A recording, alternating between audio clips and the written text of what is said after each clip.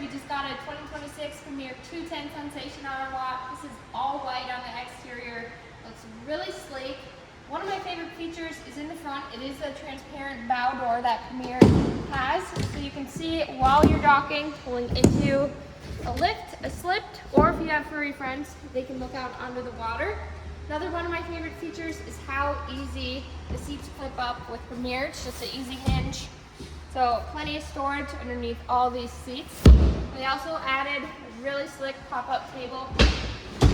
Pop it up just like that and you have cup holders, a nice spot to put snacks for the day. You have a huge ski locker in here.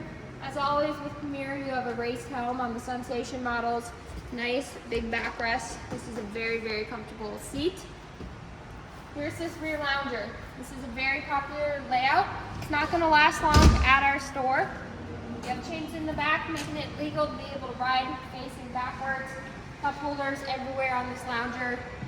Really sweet spot to hang out. This boat just arrived at MarineMax Nisswa. Come check it out.